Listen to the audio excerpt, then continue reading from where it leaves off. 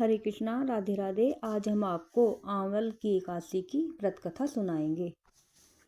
होलिका दहन के 4 दिन पूर्व फागुन के शुक्ल पक्ष की इस एकादशी का नाम आंवल की एकादशी है और इसे रंगभरी एकादशी भी कहते हैं। इन दिनों आंवले के वृक्ष में भगवान का निवास रहता है, इसलिए आंवले के वृक्ष के नीचे बैठकर भगवान की पूजा करने और आंवले खाने तथा दान करने का विशिष्ट महत्व है। ब्रह्मर्षि वशिष्ठ जी ने और महाराज मानदाता के मध्य संवाद रूप में है। इस एकादशी की कथा इस प्रकार है।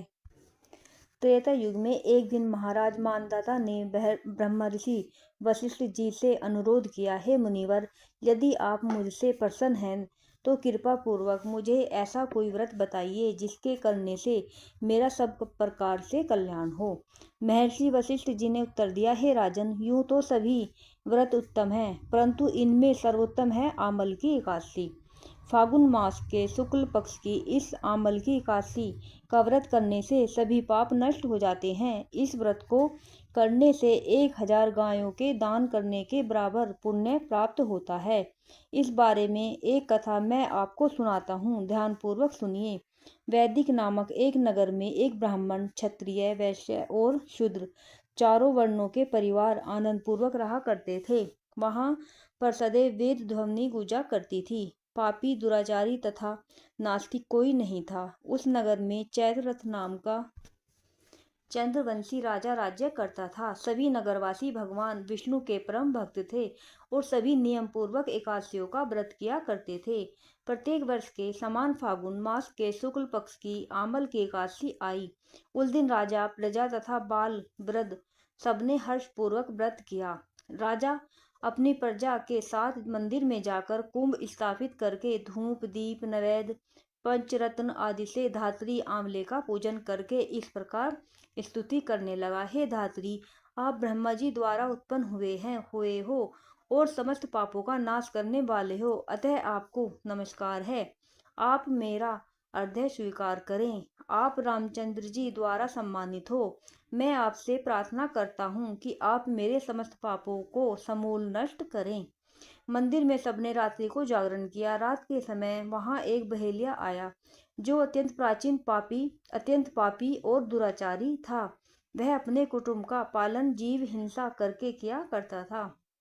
उस दिन उसे कोई शिकार नहीं मिला, अतः निराहार रहना पड़ा। भूख तथा प्यास से अत्यंत व्याकुल वह बहेलिया मंदिर के एक कोने में बैठ गया और विष्णु भगवान तथा एकादशी महात्म्य की कथा सुनने लगा। इस प्रकार अन्य मनुष्यों की भांति उसने भी सारी रात जागकर बिता दी।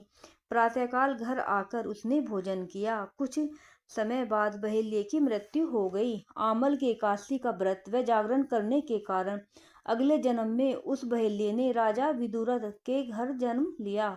उसका नाम वसुरथ रखा गया। युवा होने पर वह चतुरंगिनी सेना तथा धन धान्य से युक्त होकर 10,000 ग्रामों का पालन करने लगा। वह तेज में सूर्य के समान, कांति में चंद्रमा के समान, वीरता में भगवान विष्णु के समान और क्षमा में पृथ्वी के समान था।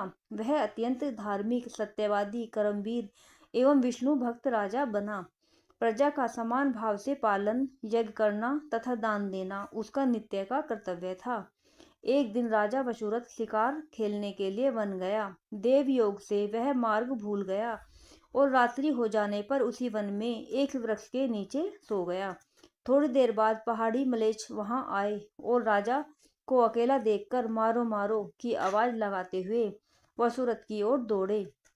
वे मलेच्छ कहने लगे कि इसी दुष्ट राजन ने हमारे माता पिता, पुत्र पौत्र आदि अनेक संबंधियों को मारा है तथा देश से निकाल दिया है, अतः इसको अवश्य मारना चाहिए। ऐसा कहकर वे मलेच्छ अस्त्रों का प्रहार करने लगे।